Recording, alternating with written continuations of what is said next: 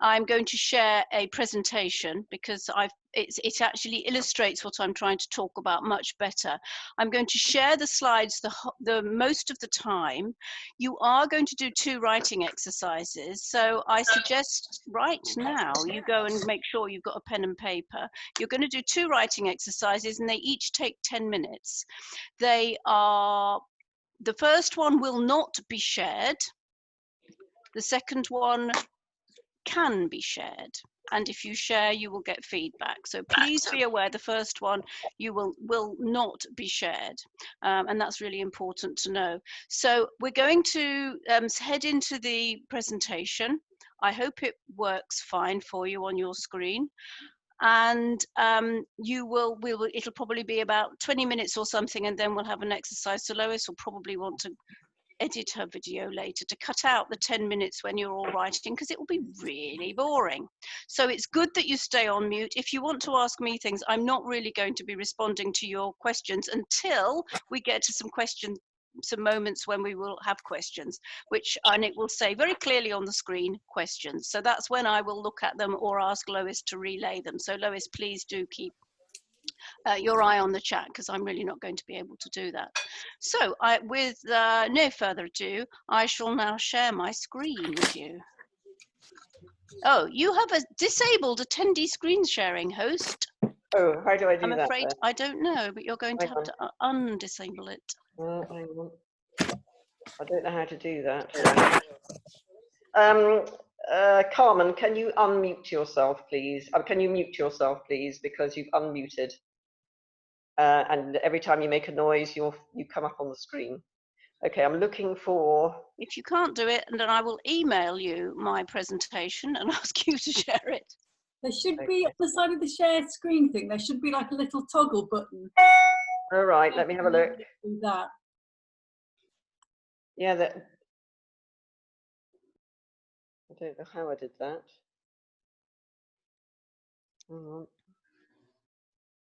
Advanced sharing options. You should be able to. It says... I can now. Oh, good. Good. Okay, so you should down the side of the screen be able to see those a few of us and see my presentation. Is this correct? Yes. You can see it. Good, marvelous. Can I just know, because it's impossible for me to know, is it large on your screens? Yes. Good, marvelous, thank you. So this is the Life Story Jar. Welcome to the Life Story Jar. It's something that I invented just over a year ago, and I'm delighted to present it to you. It's another way of looking at writing memoir. So here we go. This is what's going to happen in the next couple of hours or so. The reason I don't know how long it's going to take is because I don't know how many of you are going to want feedback, and that is what makes a difference. The presentation itself will be over in an hour, so if you need to leave, you can then leave, but if you want to get feedback, then you will need to wait your turn, and if you need to leave early, please make your self clear to Lois or to myself that you need to go first. By the way, in the participants box, you'll be able to do a raise hand thing, or you should be able to, which can alert us to the fact that you want to speak next. So this is what's going to happen. First of all, I'm going to explain what a Life Story Jar is. Then we're going to do a writing warm-up. Then we're going to have a little writing lesson. Then you can ask some questions. Then you're going to get a task, and then you get sharing and feedback. Those of you who have been on my presentations and workshops and things before, a little bit of it is familiar, but the majority of it isn't, I hope. So here we go. This is a ginger jar. The ginger jar is the basis for my invention of the Life Story Jar, which is a metaphor for a way of preserving your precious, I really think that they're both precious and valuable, life stories, your family stories, the ones that you might preserve as a legacy for the future. So This is a ginger jar. Please notice that it's got a lid. That is a metaphor for the fact that very often we have so many stories, but we keep them inside us and we keep a lid on them. But this ginger jar, like so many, if you're lucky enough to have a Chinese ginger jar, they start off perfect. They're made of porcelain. But the trouble is, life is pretty good at throwing us curveballs, at breaking us, we lose people, we lose things, we perhaps become ill. Life can break us and we can be shattered. But the thing about the life story jar is that it is based on the Japanese art of kintsugi. And kintsugi means golden joinery. And the kintsugi, the art of kintsugi means that something is made of porcelain and is beautiful and is broken. And then once it is repaired with golden glue. And it is believed that the golden glue then makes the jar more precious and more valuable. I think it is quite beautiful. And as we have a sculptor and potter in our midst, I'm sure she knows all about this. So this is kintsugi. Now, I believe that we are made of stories.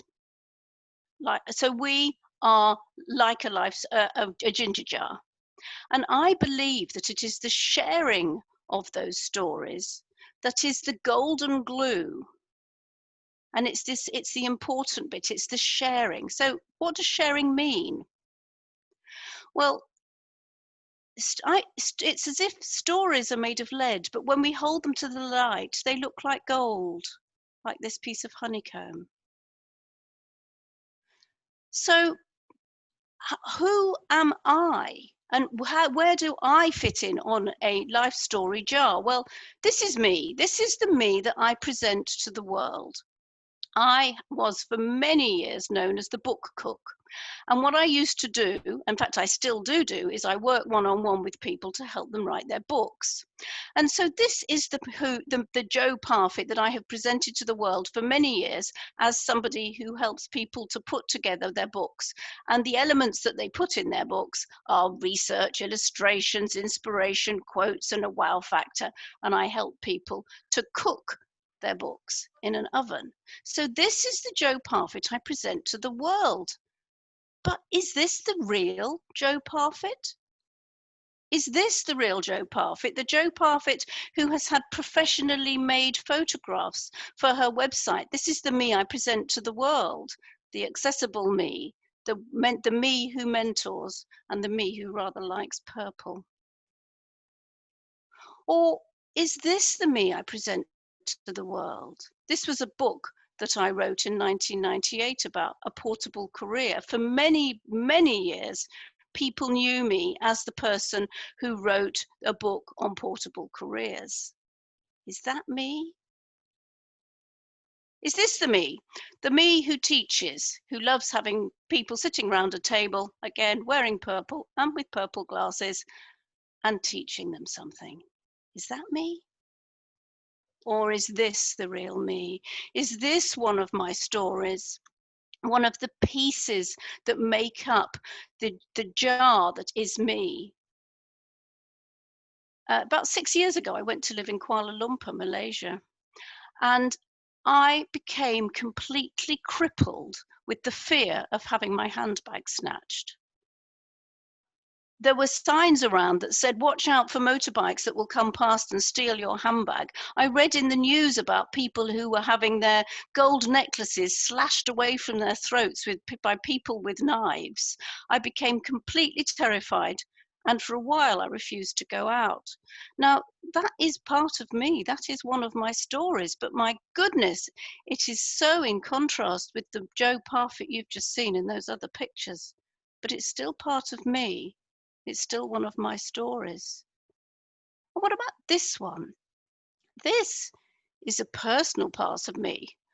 I have got 2 sons. We've lived abroad in 7 different countries for 32 years. My 2 sons are now in their late 20s. They've both left home and they've both come back. This has made me feel a bit like a failure. It's not something that I have shared an awful lot with people. You may be pleased to know that they've both gone again now. But when I was producing this presentation for the first time, which was just over a year ago, they were both at home. And my boomerang kids in their 20s were at home and jobless. And that was part of who I am, one of my stories. And this is one of me as well. This is the me who has lived all over the world and finds myself, or used to before lockdown, in front of people and telling them where I had lived in the world while they told me where they had lived in the world. So the expat is me as well. And this is me, the person torn, but I have always had a mother in one country and a husband in another.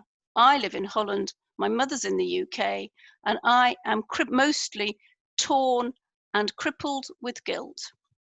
My mother never stops reminding me how upset she is that I abandoned her all those years ago. But this is another of my stories. It is definitely part of me. And this is something I also don't share. I'm a hypochondriac. That's one of my stories. It's part of me and it's relevant. It makes me me. And this is another part of me I've been ashamed of. That's why the ginger jar's got a lid on it. I don't tell everybody this. My name is Jo Parfitt and I was a workaholic. I am a workaholic. Probably. I try so hard not to be now and have a much better work-life balance, and indeed I do.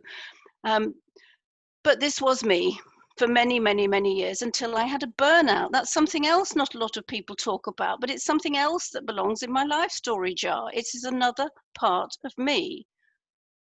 The me who's been a workaholic and the me who's had a burnout, which meant I could do nothing for 6 months. I couldn't even sit at my desk, and I'm not exaggerating. And then I wrote a memoir with a friend. This is also me. This is the most raw and vulnerable thing I've ever written. So, is this the real Jo Parfitt? Here come the pieces of me that make up my broken, but now beautiful and certainly precious ginger jar. Ernest Hemingway said, "The world breaks everyone, and afterward, many are strong at the broken places." And I certainly believe that. Your stories are the pieces that make you who you are. And notice what's happened to the ginger jar? It's got a zip on it, because I believe that we keep our mouths zipped. We keep our stories inside. It took a lot of bravery for me to tell you and admit that I've been a workaholic and I have boomerang kids. I'm a hypochondriac and I'm crippled by guilt. They make me feel pretty ashamed at times. That's why we zip things up. But I believe, and I'm going to tell you why in a minute, that it is really important that we let some of our stories free and put them on the page. Sharing really matters. This is a piece of very expensive art in a very posh art gallery near me in The Hague, a gallery called Voorlinde. And if you've never been, I urge you to go. Yes, we are there open again in the Netherlands. This is a piece of kintsugi and I absolutely love it. Look, it is honestly stuck together with sellotape. I think this is a brilliant metaphor for how some of us have been so broken by the things that have happened to us, but we are still beautiful. We still deserve to be in an art gallery. We are still precious and we are still priceless. Doug Otter, who is a specialist in transition for children, he knows how important it is that children who move a lot around the world are able to express and share their stories. And he says we feel attached to those who know our life stories. And that's one of the reasons why we should write down our stories, because it will help us bond to the people who read them. And then Signe Hovum, a very good friend of mine, who is a counsellor, says that even though people tend to repeatedly tell the same stories over and over, even in a counselling situation, they don't heal until they really hear themselves. And it is by writing something down on a piece of paper and trying to work it out, because that's what tends to happen, that we really start to understand ourselves and we can begin to heal. But also, when we share our stories with somebody else, it has been proven, there's a study by Brigham Young University in the States that has proven that when we share our stories with somebody else, the things that were negative in our life are reduced. And at the same time, the positive experiences that we've had are enhanced. And Brené Brown, owning our story and loving ourselves through the process of owning our story is the bravest thing we will ever do, she said on Oprah Winfrey's Super Soul Sunday, which you can listen to as a podcast for free, by the way. And stories stick. We write not to be understood, but to understand, said Lewis Carroll. He wrote Alice in Wonderland. And it is in the writing that we begin to understand ourselves. And that's absolutely fundamental, I believe. And sharing our stories creates connections with others, like glue, like golden glue. Stories are a distillation of what really matters to us. And stories are our legacy. But what about memoir? Now, when I go to the Watermill, I teach my How to Write Your Life Stories course, and I teach people there how to write the individual stories that could make up a memoir. And that really is your starting point with a memoir. You have to learn how to write a story, and I'm going to give you a taster of that today. Now, a memoir is a bit like lots of stories strung together. It's not about writing about everything that happened in your life from birth to death. That's an autobiography. Memoir is a piece of life. It's a selection of stories, and you string them together a bit like a charm bracelet. So what are those stories that we could put onto our charm bracelet? Well, here are a few examples of the sort of things that you might want to make a note of and write down and preserve in your life story jar. Perhaps important moments, perhaps the sort of things you tell people at dinner parties, pivotal experiences, things that happened to you that really changed you in some way, emotional times. Yeah, I know you don't want to write about them, but my goodness, it's healing if you do. Lessons that you've learned, obstacles you've overcome, perhaps some obstacles you haven't overcome, your achievements, losses, fears. And these are just a few examples. So think of them as the charms on a charm bracelet. And we're now going to move on to having to doing a bit of speed writing. Now, I use speed writing a huge amount in my teaching. It's a sort of limbering up, a warming up exercise for any writer.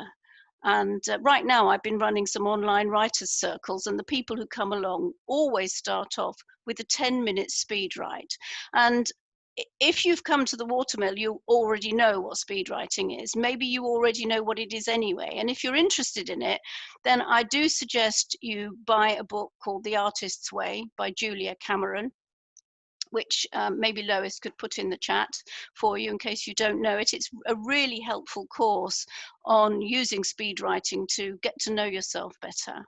And the other book that I've found incredibly useful is Writing Down the Bones by Natalie, without an H, Goldberg. Both very good indeed. So speed writing is stream of consciousness. It's pen on the paper and just go. It's don't worry about whether it's correct. Don't worry if your sentences work. Don't worry about where your commas are and whether it's spelt right. Don't worry if you have a grasshopper mind. Just follow your thoughts. And I know from my own experience when I first started doing this, and I know from my students, I have honestly had thousands of students over the years, it can be extremely daunting to start with, because your mind flits around and you think, oh, but I shouldn't write that and I shouldn't write that. But the more you do speed writing, the more you start to just trust your instinct and let yourself go where your gut tells you to go, even if it seems a bit bonkers at the time. It's an incredibly useful tool, and the magic happens at about 10 minutes, and that's why you're going to do a 10-minute one as well today. Now, you're going to do a speed write on the pieces that made me me. So I just want you to ramble on and on and on, writing down the pivotal moments, the things that have happened to you in your life, the emotional things, the losses, the fears, any old order. Just your attempt to just write down as many as you like. And you can write them in a list if you like, and 10 minutes is a long time, but I want you to dig deep. If you can do it for 10 minutes, I bet you've actually got the content for a whole full-length memoir or several memoirs by doing it.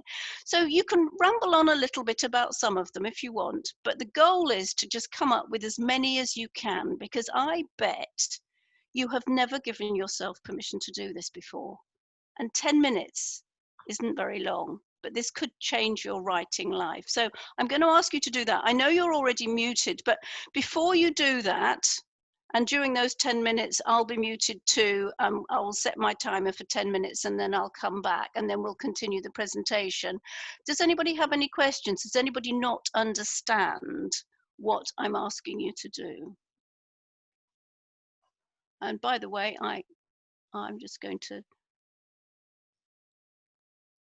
I can't see the chat on my screen. So if there's anybody is asking any questions, Lois, Yes, I'm responding. please monitor and tell me. No, I'm being Mrs. Monitor. That's okay. Or does everybody understand? I shall give you a couple of seconds, otherwise I shall believe you know what you're doing. And we'll see you in 10 minutes. And I'll see you in 10 minutes. I'll just mute myself as well and set my timer, and I'll see you in 10 minutes. So 10 minutes, speed writing, you're not sharing it, on the pieces that made me me. See you in 10.